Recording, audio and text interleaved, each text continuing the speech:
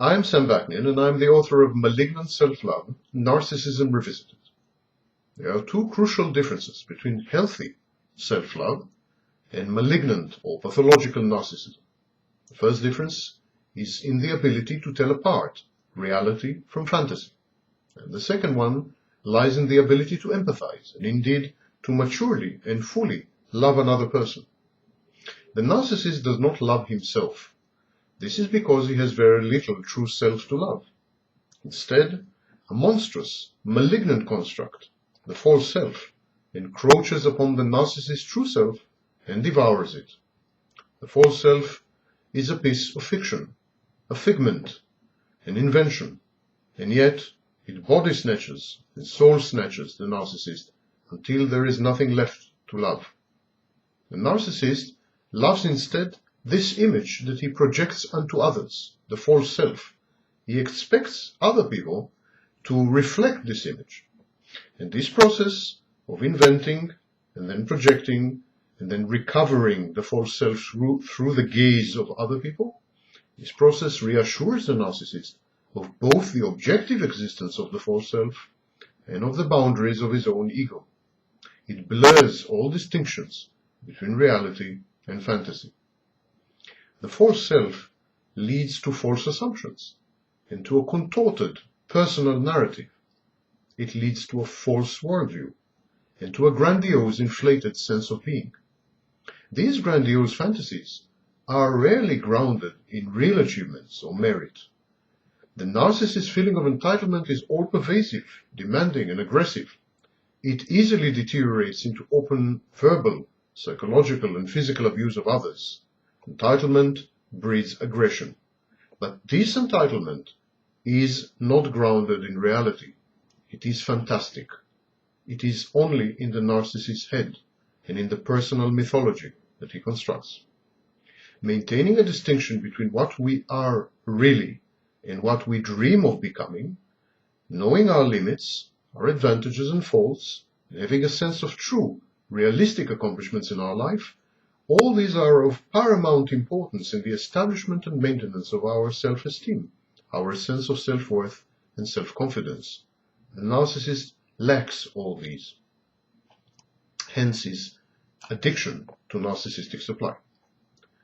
Reliant as the narcissist is on outside judgment and on the provision of narcissistic supply, the narcissist feels miserably inferior and dependent. He rebels against this degrading state of things by escaping into a world of make-believe, daydreaming, pretensions, and delusions of grandeur.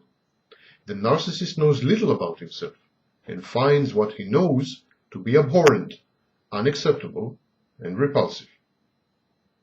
Our experience of what it is like to be human, our very humanity or humanness, depends largely on our self-knowledge and on our experience of ourselves. In other words, only through being himself and through experiencing his self can a human being fully appreciate the humanity or humanness of others.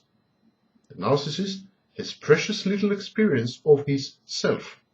Instead, he lives in an invented world of his own design, where he is a fictitious figure in a grandiose script.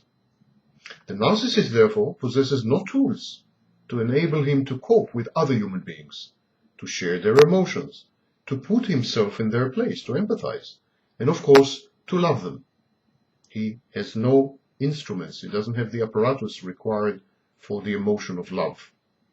Love is a demanding task of interrelating, interpersonal space, and the narcissist is not equipped to traverse this space and connect with another human being. The narcissist just does not know what it means and what it is to be human. He is a predator, rapaciously preying on others for the satisfaction of his narcissistic cravings and appetites. He seeks relentlessly admiration, adoration, applause, affirmation, and attention. He is like a heat-seeking missile. Humans are merely narcissistic sources of supply, and he overvalues, idealizes, or devalues and discards them according to their contributions to this end of provision of narcissistic supply. Self-love is a precondition for the experience and expression of mature love. One cannot truly love someone else if one does not first love one's true self. If we had never loved ourselves, we had never experienced unconditional love. And if we had never experienced unconditional love, we do not know how to love. We're incapable of loving others. If we keep living like the narcissist does, in a world of fantasy, how can we notice the very real people around us who ask for our love and who deserve it? The narcissist wants to love. In his rare moments of self-awareness, the narcissist feels ego dystonic. He is unhappy with his situation and with his relationships with others. This is his predicament. The narcissist is sentenced to isolation precisely because his need for other people is so great and all-engulfing and all-consuming.